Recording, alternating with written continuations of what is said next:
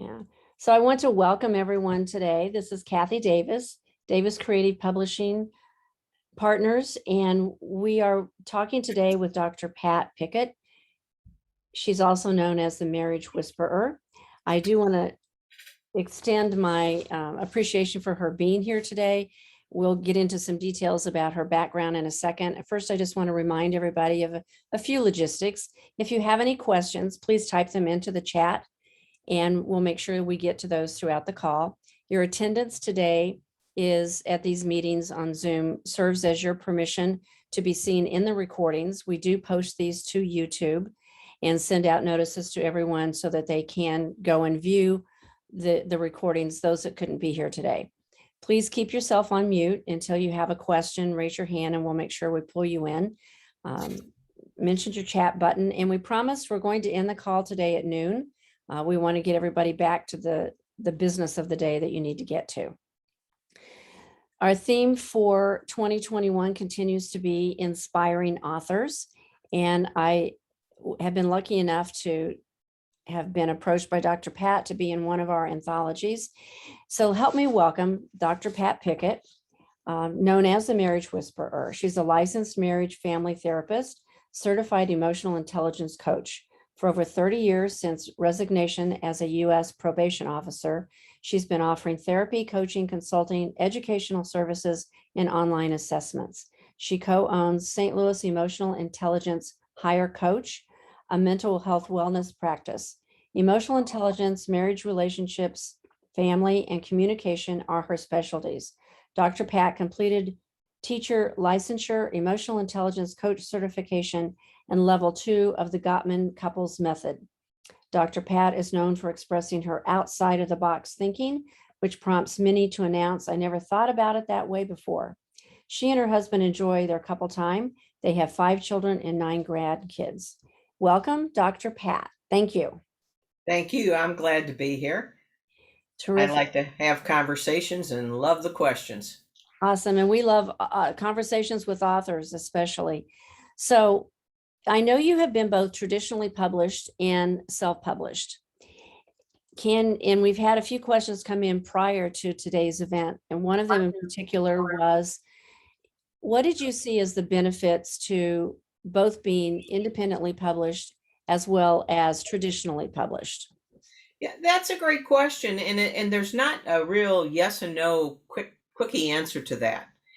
The publisher that I had was one in California, and I was determined, and this was back in 2012, 2013, I was determined I was going to be traditionally published. I didn't want to go the other route, and back 8 years ago, options for self-publishing were not quite as good as they are now. But I was determined. I wanted the validation of having a independent publisher. And one thing I do want to say right at the top, that anybody that is seeking one, there is no such thing as a rejection from a publisher. No such thing. It doesn't exist. I got 105 no thank yous. None of them was a rejection. And I say that tongue in cheek, but also very honestly, because many of them bother to say, "Hey, look, looks like you got good stuff here, but it just doesn't fit." Nobody told me my stuff stunk. Now, maybe they thought that, but I still considered them all to be no thank yous. And that's how I was able to accept actually, I stopped counting at 100 no thank yous, and did come up with the publisher. Wonderful people. They've been independent, small publisher. They've been in business for quite a while, excellent credentials. And, at this point, I have parted ways with them, but I would not say anything bad about them. I learned so much more about the process. And in working with a really excellent publisher to start with, I am self-publishing now, the new books I have coming out. But I do not regret, and I am totally pleased at having gone that route. Learned a lot, and just wonderful people. They believed in my book. That having been said, when you do go with a traditional publisher, generally they have the last word. They have the last word on the cover, the title, the way it's laid out, and a lot of things. You could say so, and it depends on your contract. And I had a great contract. I actually collected more royalties, or had a higher percentage of royalties than a lot of them do. And I don't care to say what it was, Mhm. but ultimately they have the choice. So I did have some differences of opinion about the length of the book and some other things. And ultimately now I do have all my rights back to the two books, and I'm in the process of doing them differently, more along the lines that I thought I coulda, shoulda, woulda. But I got excellent reviews, I got awards, I got medals, I got all kinds of things. But the Mhm. books didn't sell like I really thought they should have deserved. So I encourage everybody and anybody, to the extent that you like to handle no thank yous or have to handle no thank yous, to go ahead and try to pursue, but do your research. Don't just pick anybody. Be thorough, learn how to do it. I did educate myself for over a year on doing query letters and how to approach, and really became, and I joined writers groups. So I didn't just jump in, I studied it quite a bit so that I could do it correctly. Now that I'm doing the self-publishing, I do have my own LLC, Outside the Box Books, and that's the one what I'm going to be what I am publishing through, and I expect to have my titles are in the last stages right now. But one of the things I do uh, think you can't do without is subcontractors. It's kind of like building a house. You can be your own main contractor, but you got to have all the quality subcontractors, depending on what your skill level is and the time that you have. And like Davis Creative helps you with many different portions of things. And so that's a resource if you don't want to go to a standard publisher. I don't know how you classify yourself, Kathy, We're but we're more of a ghost publisher, there you we, go. yeah. Okay. But that's the same principle, to collect the experts who can do the things, the editor, the artist, the book layout people. And I have several in my camp that I'm paying, that I trust, and they're wonderful. So that's kind of a long-winded answer, but I've had a lot of ins and outs to it, and I'd be glad to answer any more questions if I So didn't. as a writer, you have a plethora of titles. And what inspires you to be a writer? Is it your clients? Well, I have always been prone to writing and expressing my ideas and having what I still call outside of the box thoughts that I wanted to share. I got writing awards when I was in 12th grade, and collected an honorable certificate from the governor and shook his hand. It was on a, what makes America great or something like that. So I've always writed. I don't know that I've been encouraged to write. But as far as what contemporarily inspires my writing, it has been my clients and the conversations.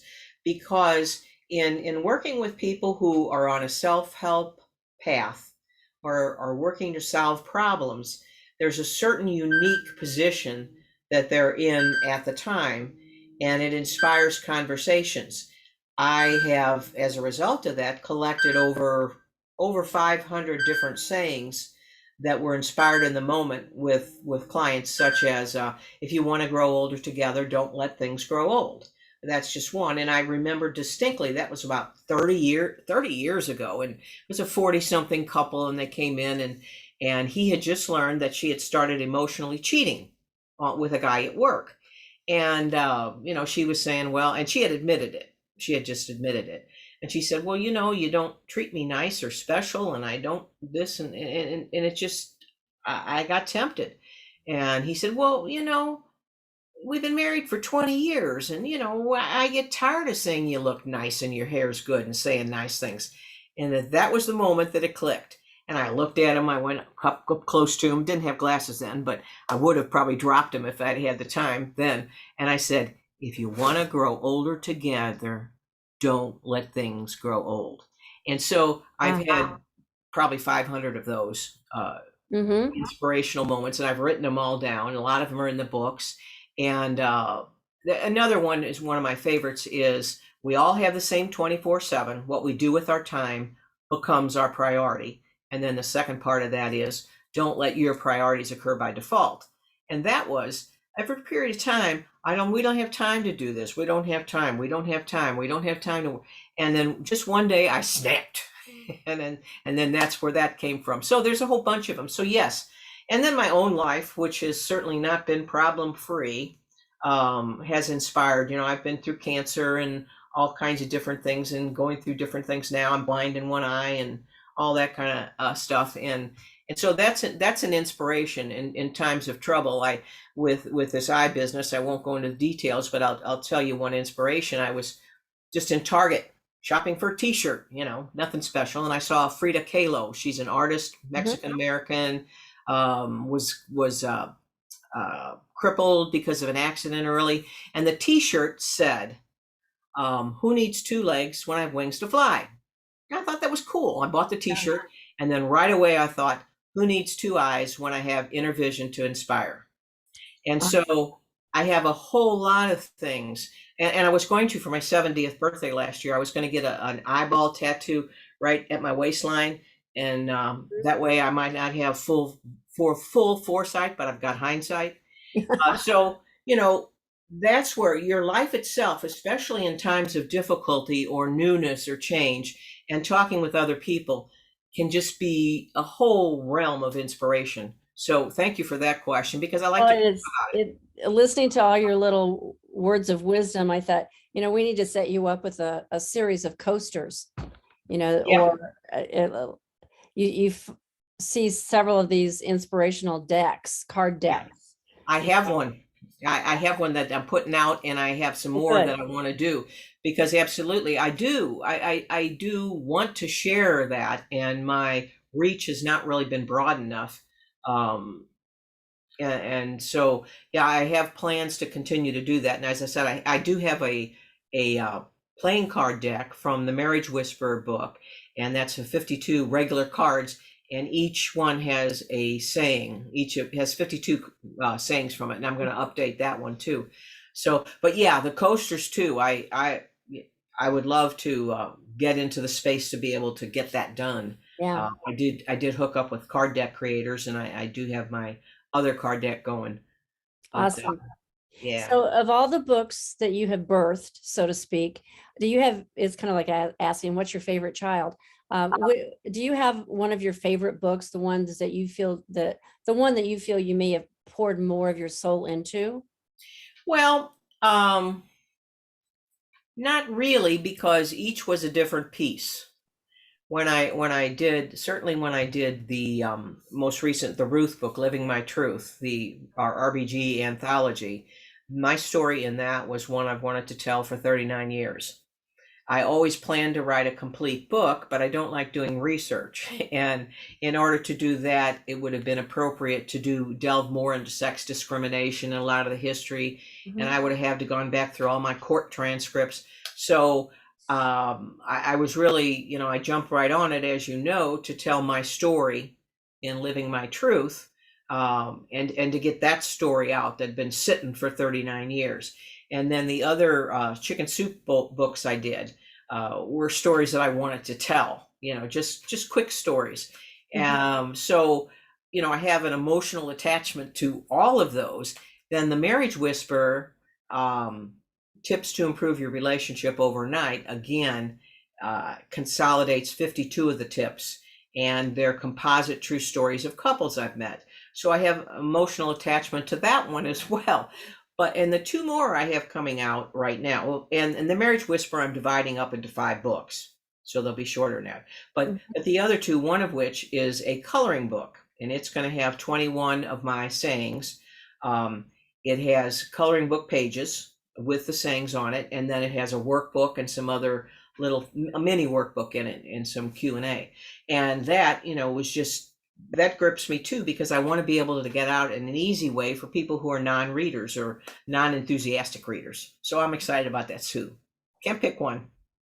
And Like it's one of my kids. The fun part about a coloring book is you're attracting a new audience, and people that like that interaction with paper and pen, and the whole, yeah. And then the other book is a book that's connected to that. They have the same name. It's Keep Strong Together, Seven Habits of Great Couples. That's the book, and then Keep Strong Together, adult coloring, um, for relationship quotes and workbook. So they have the same title with a different subtitle, and they go together. And they're part of my Relationship Keeper series, which is what all of my books are now going to appear under. And all of those books will have a title that ties it to the Relationship Keeper series. So that's the track I'm on now, and I'm real excited about it. And I think uh, and since I did the title, it's good to have a series or something like that. And I've read more of the reasons why. Instinctively, I know why, but it's good if you can keep it all your identity and then have an umbrella, that they can all go under. So I encourage people to consider doing a series, or like I have the Relationship Keeper series, and or an imprint or something like that. So that I think is going to be helpful. Well, and the other thing that I think is important that you do is you're very aware of your brand, whether it's your verbal brand or your visual brand. And you're very in tune with what you want that to be. And there's a consistency in your message that goes across. Quite often we'll come in contact with authors who have, done 3 or 4 or so books, and none of them relate. It's like, you wouldn't even know it was the same author. And it's important that as you start adding those other elements into your repertoire, that it all looks like it's a group. It's well thought out. It goes together as a package. Yeah, I can't echo that enough. And it's your identity, whether you're doing self-help, whether you're doing mysteries or anything like that. It's an identity that readers need to be able to identify with. I mean, to accept and to know and to be attracted to and to discover more of it. And as you build it, then your readers are drawn in and they want to see more of it. They want to understand more of it, to relate to more of it is what I find. And I'm outside the box. My head's been outside the box since for a really long time. It entered this world. I know one of the studies that people often hear me quote is Stanford University did a study on storytelling. And as you tell your stories in your books, you're actually creating that connection with your reader. And they found a link between oxytocin that your brain emits when you're starting to feel a connection with someone, a positive connection with someone. And that as you're reading stories, that it actually, the oxytocin in your system builds up so that you're getting that rapport, that camaraderie. And that all comes from telling stories. Well, and what was with the telling stories, as I said, these were composite couple stories in the Marriage Whisper. And I just got the biggest kick out of it when my readers and people who knew me too said, story number 16, that's me. Right. That's me. That's my husband. That's us. Or that's me and my mother. This doesn't have to be about couples, does it? And I said, well, no, it doesn't. It's a relationship thing. And then patterns. People. I'm going to buy this book for my mother. I'm not married, but me and my mom got some things we need to take care of. So as a prolific writer, have you ever encountered writer's block, or a time where you wanted that word to come out, or those words? What did you do if you encountered that? Just wrote whatever was in my head. If it wasn't what I was looking for, there's always something there. Your head's never really empty. And so what's ever in there, maybe it doesn't have any sense at the moment. But if you write what's ever in there, maybe it's just the thoughts of the day and it's about the can of soup you're eating, whatever it is. Because I do believe, and I think I even wrote that down, that, whatever you think is worth writing down. And you can take that as you will. Worth what? Well, worth something. And you won't really know what that is until you write it down and you look at it later and see where that came from. Yeah, I completely agree. Writing something down gets you closer to the words that you're looking for. Sure. Just that motion, that brain hand connection, if you're doing it by hand, or the typing on the keyboard, it keeps your brain going in the right direction. Well, and even if it wasn't what you were trying to think of, Exactly. it could be something new that you didn't even know was there, Mhm. and something just kicked because your brain was quote unquote empty, which it never really is, but sometimes it might feel like it. But the more empty it feels, the more room you've got to move around and find something. Now, do you have a favorite location where you like to write, or like, do you close the door? Do you put on music? How does that work for you? Never music. Never, never music. I like stone cold quiet.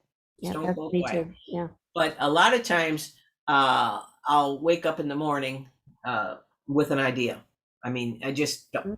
it's there, or in the shower. So I do a lot of shower wake up stuff. And in fact, the series title, The Relationship Keeper series, was on my brain when I woke up one morning. And I didn't put myself to sleep trying to think of it. It just came. Uh, And that is exactly what it was, the way it came, and I didn't change it because I kept thinking, oh, there's got to be no, that's it. And do you keep a pad of paper by your bed? yeah, yeah, I have that, and in the bathroom, and notebooks in my purse, and my favorite pens everywhere, and stuff like that. So I scribble stuff down, and that's how a lot of the quotes came about too, because you write it down. If you think it, write it down. Now, so, some of those get changed and tweaked a little bit, but a lot of them from 30 years ago are exactly the way I wrote them down 35 and 40 years ago, and I have dates on them, and I have cards in the system with Awesome. Yeah. that. And I do have some bookmarks with them, but I've never really. It's not been my strength to be a marketer, distributor, social media kind of person. Um, and but I do okay at it. But even when I do everything that you're supposed to do, it doesn't turn out the same. So I must not be doing it. I think it changes on a daily basis. I Yeah. do want to remind everybody, we only have about 6 minutes left. Oh We are my. on a schedule today. I know it goes fast when we're having fun.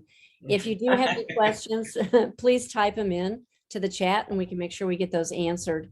Are there any words of wisdom that you have for aspiring authors? Everybody has something to say.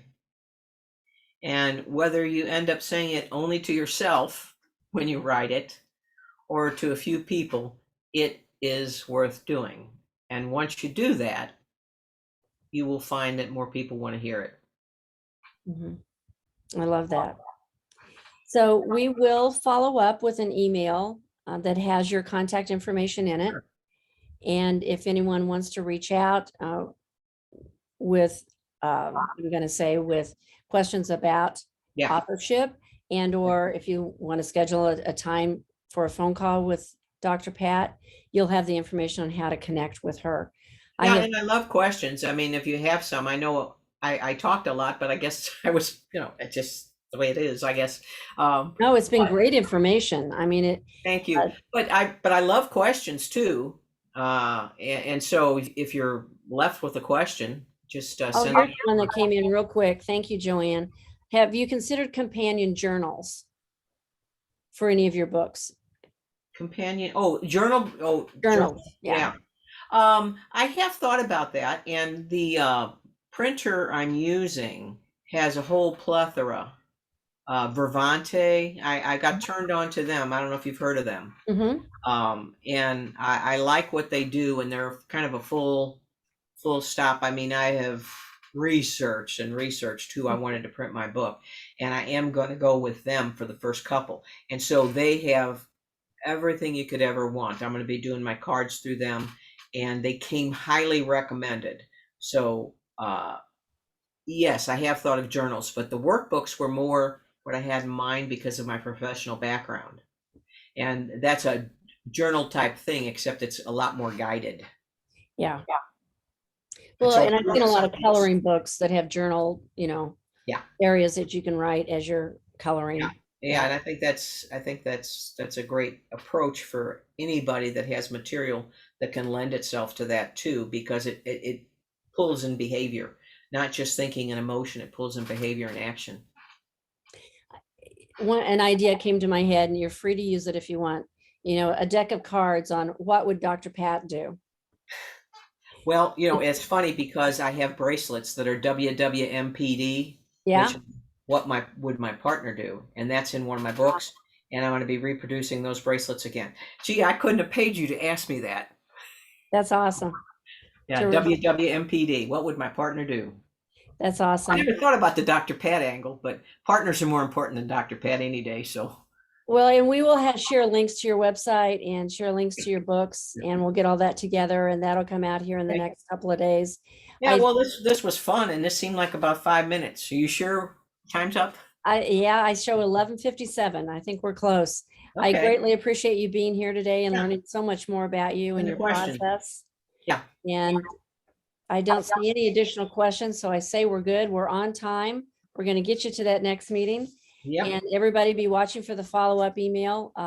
Next month, September 9th, our guest will be Crystal Weigel. She's an attorney, and we'll be talking about, and she was also in Living My Truth, the anthology that Dr. Pat was talking about. So we'll be talking with Crystal about all the things as an author that you need to be aware of from an attorney standpoint. That's on Oh, September that'll be 9th. good. Yeah. So thank you, Dr. Pat. I greatly appreciate you. And we'll be seeing everybody at the next Lunch and Learn. Thank you. Okay. Bye-bye. Bye. See y'all.